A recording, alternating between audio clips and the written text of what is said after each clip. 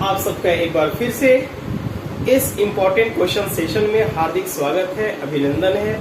और आइए हम लोग फिर से 10 क्वेश्चंस को फटाफट देखते हैं। और इस 10 क्वेश्चन से मैंने बताया था पिछले वीडियोस में कि इस 10 क्वेश्चन को सिर्फ 10 न समझें, बल्कि यह 110 है, क्योंकि जब इसका मैं डिस्कशन कराऊंगा, इसके बारे में मैं बताऊंगा, तो आपको 100 क्वेश्चंस आपको मिलेंगे।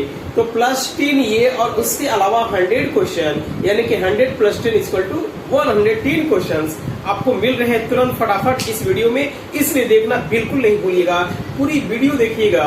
और यकीन मानिए कि जब ये मेरे क्वेश्चन सेशन को लगातार आप देखते रहेंगे, कोई भी कम्पिटिटिव एग्जाम्स जो है आपसे मिस नहीं करेगा, चाहे वो IAS का एग्जाम हो या BPSC का हो, NDA का हो, SSC का हो, रेलवे का हो या फिर एयरफोर्स नेवी का हो।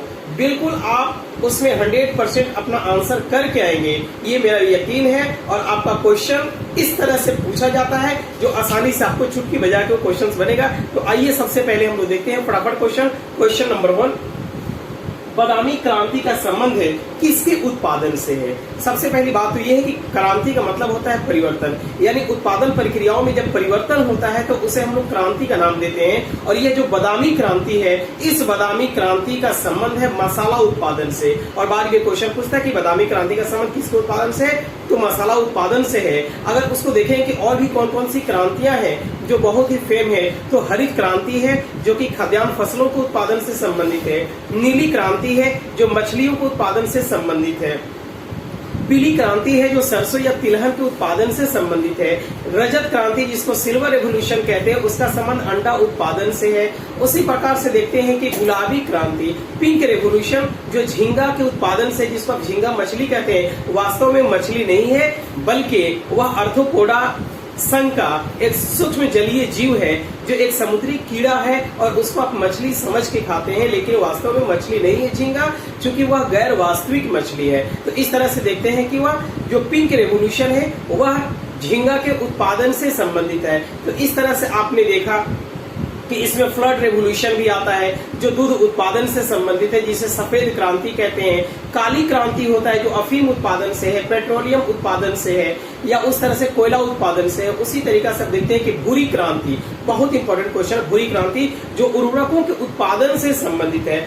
उसी तरह से गोल्डन फाइबर क्रांति जो जूट उत्पादन से संबंधित, जूट का जो रेशा होता है वो गोल्डन फाइबर होता है, इसलिए उसको गोल्डन फाइबर रेवोल्यूशन के नाम से भी हम लोग जानते हैं। एक होता है इंद्रधनुषी क्रांति। इंद्रधनुषी क्रांति में क्या होता है, खाद्यान्न फसलों का उत्पादन, तिलहन दलहन सभी का उत्पादन उसमें शामिल होता है। तो इस तरह से आपने देखा कि एक क्वेश्चन बादामी क्रांति के संबंध में आपने कई क्रांतियों को देख लिया। और आप देखिए कि हरित क्रांति का जो जनक है नॉर्मन ई बोरलॉग है, जो USA में मैक्सिको के रहने वाले थे, उनका नाम था नॉर्मन ई बोरलॉग, जो हरित क्रांति के जनक। जबकि भारतीय अगर हरित क्रांति का जनक पूछा जाए तो डॉक्टर MS स्वामीनाथन थे, जिन्हें भारतीय कृषि का जनक भी कहा जाता है। जबकि व्हाइट रेवोल्यूशन, जबकि ऑपरेशन फ्लड का जो जनक है वर्गीस कुरियन को कहा जाता है। तो इस तरह से हमने देखा कि फर्स्ट क्वेश्चन हम लोग का हुआ बादामी क्रांति का संबंध किससे, तो मसाला उत्पादन से माय डियर। उसके बाद सेकंड क्वेश्चन देखिए, अंडा में पाया जाने वाला सफेद प्रोटीन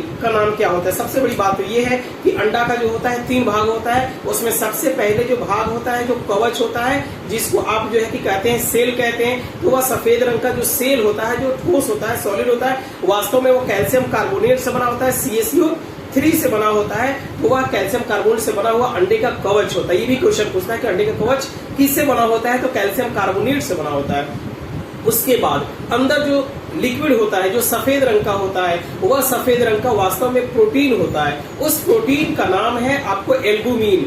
वह एल्बुमिन प्रोटीन से बना होता है, वही हमारे लिए ज्यादा फायदेमंद होता है। और जो पीला वाला भाग होता है उसको यूक कहते हैं, जिसको जर्दी कहते हैं, वास्तव में वो फैट होता है। तो इस तरह से हमने देखा कि अंडा में जो पाया जाने वाला प्रोटीन होता है उसका नाम एल्बुमिन है। जबकि गाजर में लाइकोपिन होता है, सॉरी गाजर में कैरोटीन होता है, जबकि टमाटर में लाइकोपिन होता है। अगर हम लोग मिर्च में बात करें, मिर्च का तीखापन, तो कैप्सिसिन उसमें होता है। उसी तरह से शलजम में देखें तो उसमें लाइसोजाइम होता है। अगर हम लोग चुकंदर में देखें तो उसमें बीटा कैरोटीन होता है। अगर हम लोग इस बाल में देखें तो केराटीन होता है। इस तरह से हम देखते हैं कि बहुत सारे इसमें एलिमेंट्स होते हैं, पिगमेंट होते हैं। जैसे कि आप देखेंगे कि चाय में तो थीन नामक एलिमेंट होता है, अगर आप देखेंगे तंबाकू में तो निकोटीन होता है, अगर देखेंगे आप कॉफी में तो कैफीन होता है। तो इस तरह से आपने देखा कि बहुत सारे एलिमेंट्स और प्रोटीन्स होते हैं जो अलग अलग चीजों में पाई जाती है। तो हमने देखा कि अंडा में पाए जाने वाले सफेद रंग का जो प्रोटीन होता है उसका नाम क्या है, तो एल्बुमिन है। तो आपका सेकंड नंबर क्वेश्चन फिनिश हुआ। उसके बाद देखते हैं कि क्षेत्रफल की दृष्टि से दूसरा सबसे बड़ा देश कौन सा है, यानी अकॉर्डिंग टू एरिया वर्ल्ड का लार्जेस्ट कंट्री कौन सा है on the basis of area. तो सबसे पहले अगर देखते हैं कि नंबर 1 पर रूस है, विश्व का सबसे बड़ा देश क्षेत्रफल की दृष्टि से रूस है। दूसरे नंबर पर कनाडा है, तीसरे नंबर पर चीन है, चौथे नंबर पर यूएसए है, पांचवें नंबर पर ब्राजील है, छठे नंबर पर ऑस्ट्रेलिया है, सातवें नंबर पर हमारा इंडिया है, आठवें नंबर पर अर्जेंटीना है। तो आपने फटाफट क्या किया, आपने अन्य देशों का भी नाम देख लिया। 1 में रूस, 2 में कनाडा, 3 में चीन, 4 में यूएसए, 5 में ब्राजील, 6 में ऑस्ट्रेलिया, 7 में इंडिया और 8वें नंबर पर अर्जेंटीना। तो ये क्षेत्रफल की दृष्टि से विभिन्न देशों का ये क्रम हो गया।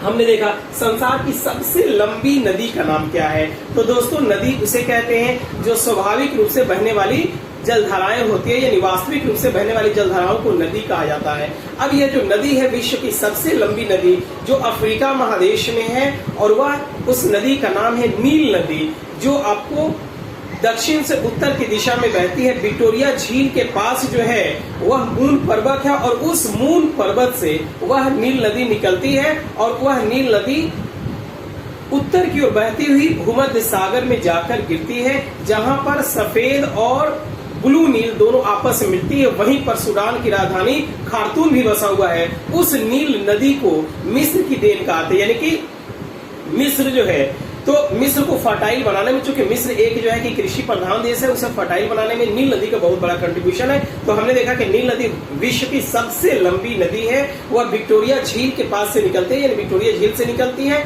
और इस तरह से हम देखते हैं कि वह जिस डेल्टा का निर्माण करती है उसी डेल्टा के विषय में सबसे पहले आपको व्याख्या मिलती है। और सबसे पहले नील नदी के डेल्टा के बारे में डेल्टा शब्द का इस्तेमाल करने वाला व्यक्ति इतिहास का पिता हेरोडोटस था, जिसने डेल्टा शब्द का इस्तेमाल किया था। उसी नील नदी के डेल्टा के संबंध में डेल्टा नदियों के निक्षेपण की क्रिया से बनाए जाने वाली एक स्थलाकृति होती है जिसका आकार त्रिभुजाकार होता है। तो डेल्टा का निर्माण नदियों के द्वारा होता है। और सबसे पहले इतिहास के पिता हेरोडोटस ने उस डेल्टा शब्द का इस्तेमाल किया था। तो हमने देखा कि सबसे लंबी नदी नील है। लेकिन क्वेश्चन ये पूछता है कि संसार की सबसे बड़ी नदी कौन सी है, तो उस नदी का नाम है, सबसे बड़ी नदी कहने का मतलब कि उसमें पानी का जो आयतन है सबसे ज्यादा है, उसका जो चौड़ाई है वो सबसे ज्यादा है। उस नदी का नाम है अमेजन नदी, जो साउथ अमेरिका में बहती है। और वह कभी पूरब की ओर हो जाती है, कभी पश्चिम की ओर हो जाती है, कभी उत्तर होती है, कभी दक्षिण होती है, और लगातार विसर्पाकार होते हुए बहती हुई अंततः जो है वह पश्चिम से पूरब की दिशा में आकर अटलांटिक महासागर में गिरती है। तो वह अमेजन नदी संसार की सबसे बड़ी नदी है। वह दक्षिण अमेरिका की सबसे लंबी नदी भी है। अगर हम बातें करें नॉर्थ अमेरिका की सबसे लंबी नदी कौन सी है, तो उसका नाम है मिसिसिपी मिसौरी। अगर हम बातें करें यूरोप की सबसे लंबी नदी कौन सी है, तो वोल्गा नदी है। अगर हम बातें करें कि एशिया की सबसे लंबी नदी कौन सी है, तो यांग है, जो चीन में बहती है, वो चीन की भी सबसे लंबी नदी है और एशिया की भी सबसे लंबी नदी है। जबकि चीन की एक और नदी है जिसका नाम है हुआंगहो नदी, जिसे चीन का शोक कहा जाता है। शोक इसलिए कहा था, सौरभ चाइना इसलिए कहा था क्योंकि हर साल उस हुआंगहो नदी के द्वारा भयंकर बाढ़ लाई जाती है, इसलिए उसे चीन का शोक के नाम से जाना जाता है। उसी तरीका से हम लोग देखते क्या है कि ऑस्ट्रेलिया की सबसे लंबी नदी का नाम क्या है, तो उस नदी का नाम है मर्रे नदी। वह मर्रे नदी जिसकी सहायक डार्लिंग नदी है। तो इस तरह से हम देखते हैं कि ऑस्ट्रेलिया में वह मर्रे नदी है। तो आपने देखा कि संसार की सबसे लंबी नदी का नाम क्या है, तो वह नील नदी है। उसके बाद आप देखते हैं कि संसद की संयुक्त बैठक की अध्यक्षता कौन करता है। सबसे पहली बात तो यह है कि भारतीय संविधान के अनुच्छेद 108 में संयुक्त अधिवेशन के ज्वाइंट सेशन के प्रावधान किया गया है। और अगर ऐसा होता है कि हमारा जो संसद है जिसमें लोकसभा और राज्यसभा दोनों शामिल है, तो अगर किसी बात को लेकर अगर दोनों में विवाद पैदा हो जाता है, मनमुटाव पैदा हो जाता है, तो उस स्थिति में दोनों सदनों की संयुक्त बैठक को बुलाता है राष्ट्रपति, लेकिन दोनों सदनों की संयुक्त बैठक की अध्यक्षता करता है लोकसभा अध्यक्ष, जिसका उल्लेख अनुच्छेद 108 में है। यानी अनुच्छेद 108 में ज्वाइंट सेशन की चर्चा की गई है, जिसमें संयुक्त बैठक की बातें हैं और उसकी अध्यक्षता लोकसभा अध्यक्ष करता है। ये बार बार क्वेश्चन पूछता है कि संसद के संयुक्त बैठक की अध्यक्षता कौन करता है, तो लोकसभा अध्यक्ष करता है। उस बैठक को बुलाता कौन है, तो राष्ट्रपति बुलाता है। तो आपने इस क्वेश्चन को देखा। उसके बाद देखिए 10वीं अनुसूची में किसका उल्लेख है। सबसे पहली बात तो यह है कि 10वीं अनुसूची में दल बदल से संबंधित प्रावधानों का उल्लेख है, और वह दल बदल संबंधित प्रावधान है 52वें संविधान संशोधन अधिनियम 1985 के अंतर्गत भारतीय संविधान में जोड़ा गया था। तो आपने देखा कि 10वीं अनुसूची में दल बदल से संबंधित प्रावधान है, जबकि 9वीं अनुसूची को प्रथम संविधान संशोधन अधिनियम 1951 के तहत जोड़ा गया था, जबकि 11वीं अनुसूची को 73वें संविधान संशोधन अधिनियम 1993 के अंतर्गत जोड़ा गया था। और आपने देखा होगा कि 11वीं अनुसूची में पंचायती राज्यों का उल्लेख है। तो इस तरह से आपने देखा कि 10वीं अनुसूची में दल बदल से संबंधित प्रावधान दिए गए हैं, जो कि 1985 में 52वें संविधान संशोधन अधिनियम के तहत जोड़ा गया था। तो आपने 10वीं अनुसूची देख लिया। उसके बाद देखिए गोस्वामी तुलसीदास किसके समकालीन थे। बहुत इंपॉर्टेंट क्वेश्चन है, बार बार क्वेश्चन पूछाता है कि गोस्वामी तुलसीदास किसके समकालीन थे। तो आपको जान के हैरानी होगी, गोस्वामी तुलसीदास अकबर के समकालीन थे। वो हिंदी के प्रकांड विद्वान थे और अकबर के काल को मुगल हिंदी साहित्य का स्वर्ण काल कहा जाता है, जबकि जहांगीर के काल को चित्रकला का स्वर्ण काल कहा जाता है, जबकि शाहजहां के काल को मुगल स्थापत्य कला का स्वर्ण काल कहा जाता है। आप जानते हैं कि शाहजहां ने बहुत सारे भवन निर्माण किया था, जिसमें आगरा का ताजमहल शामिल है। आप देखिएगा दिल्ली का लाल किला और जामा मस्जिद भी शामिल है। लेकिन एक क्वेश्चन पूछता है कि आगरा का लाल किला का निर्माण किसने किया था, तो अब तक आप ये जानते हैं कि दिल्ली का लाल किला। लेकिन जब क्वेश्चन पूछता है कि आगरा का लाल किला किसने बनवाया था, तब उसका आंसर होगा अकबर ने बनवाया था। लेकिन अगर दिल्ली के लाल किला की बात आती है तो उसका निर्माण शाहजहां ने करवाया था, क्योंकि शाहजहां ने दिल्ली के लाल किला का निर्माण करवाया था, जामा मस्जिद का निर्माण करवाया था, जबकि आगरा में ताजमहल का निर्माण करवाया था। लेकिन अकबर ने आगरा के लाल किला का निर्माण अकबर ने करवाया था। यानी आगरा के लाल किला का निर्माण किसने, अकबर ने करवाया था। तो गोस्वामी तुलसीदास किसके समकालीन थे, तो अकबर के समकालीन थे। तो इस तरह से आपने देखा गोस्वामी तुलसीदास को। उसके बाद देखिए भारत के प्रथम शिक्षा मंत्री कौन थे, तो यानी स्वतंत्र भारत के सबसे प्रथम फर्स्ट जो है एजुकेशन मिनिस्टर कौन थे, तो मौलाना अबुल कलाम आजाद थे। मौलाना अबुल कलाम आजाद पे ये बार बार क्वेश्चन पूछा जाता है कि स्वतंत्र भारत के या भारत के प्रथम शिक्षा मंत्री कौन थे, मौलाना अबुल कलाम आजाद थे। कई बार आप गलतफहमी में चले जाते हैं, एपीजे अब्दुल कलाम करके आंसर चले जाते हैं, जो आपका आंसर गलत हो जाएगा। मौलाना अबुल कलाम आजाद थे। जबकि स्वतंत्र भारत के प्रथम प्रधानमंत्री पंडित जवाहरलाल नेहरू थे, जबकि स्वतंत्र भारत के प्रथम राष्ट्रपति डॉक्टर राजेंद्र प्रसाद थे। स्वतंत्र भारत के प्रथम गृह मंत्री सरदार वल्लभ भाई पटेल थे, और सरदार वल्लभ भाई पटेल को सरदार की उपाधि, गुजरात में बारदोली की महिलाओं ने उन्हें सरदार की उपाधि दिया था। उन्हें सरदार वल्लभ भाई पटेल को भारत का बिस्मार्क भी कहा जाता है, क्योंकि बहुत बड़े डिप्लोमेटिक थे और उन्हीं के प्रयासों से जो देशी रियासत थे उन्हें भारत में मिलाया जा सका था। तो इस तरह से हम देखते हैं कि स्वतंत्र भारत के प्रथम शिक्षा मंत्री कौन थे, मौलाना अबुल कलाम आजाद थे। उनकी दो बहुत ही प्रसिद्ध पत्रिकाएं थी, अल हिलाल अल बिलाग, और उनकी एक बहुत ही मशहूर चर्चित पुस्तक है जिसका नाम है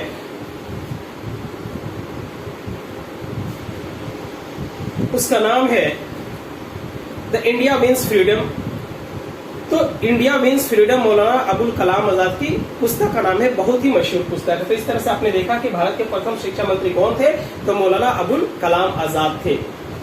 उसके बाद देखिए वर्तमान में नीति आयोग के अध्यक्ष कौन है। सबसे पहली बात तो ये है कि नीति आयोग क्या है और क्यों लाया गया। तो आप देखिएगा कि पहले नीति आयोग के स्थान पर था योजना आयोग। वह योजना आयोग जिसका गठन 15 मार्च 1950 को किया गया था।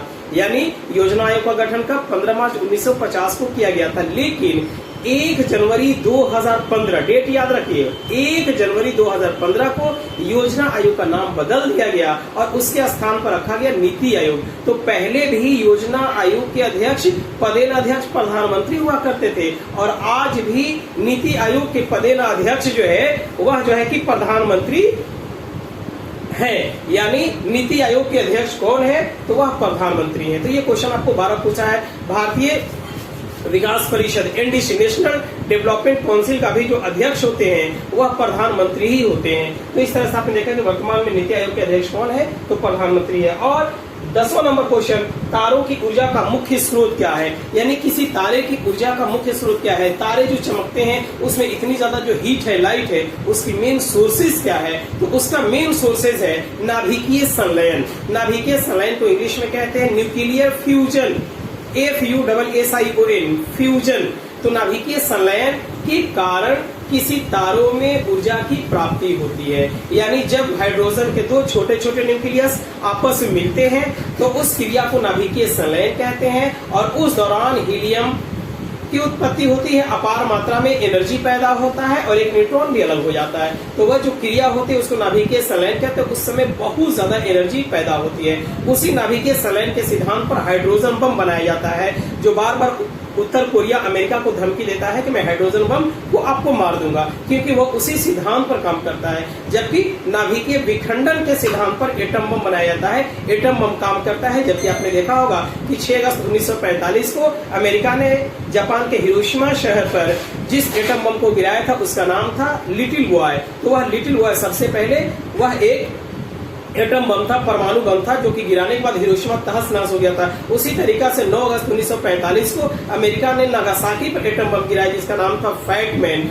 उस फैटमैन में प्लूटोनियम का इस्तेमाल किया गया था, जबकि हिरोशिमा पर गिराए गए एटम बम में यूरेनियम का इस्तेमाल किया गया था। तो इस तरह से देखते हैं कि नाभिकीय विखंडन के सिद्धांत पर एटम बम काम करता है, जबकि नाभिकीय संलयन के सिद्धांत पर हाइड्रोजन बम काम करता है। और तारों में नाभिकीय संलयन की क्रियाएं होती हैं, उसी नाभिकीय संलयन की क्रिया के कारण तारों की ऊर्जा मिलती रहती है। तो आपने ये 10वां नंबर क्वेश्चन देखा कि तारों की ऊर्जा का मुख्य स्रोत क्या है, तो नाभिकीय संलयन की क्रिया है। तो इस तरह से आपने 10 क्वेश्चन फटाफट देखा, जिसके तहत जो है कि आपको कम से कम 100 एक्स्ट्रा क्वेश्चन आपको मिले हैं। तो आज बस इतना ही, देखते हैं नेक्स्ट क्वेश्चन सेशन में आपको एक नए इंफॉर्मेशन के साथ। आज बस इतना ही, खुश रहिए, मुस्कुराते रहिए, अपना ध्यान रखिए, ख्याल रखिए। जय हिंद, जय भारत।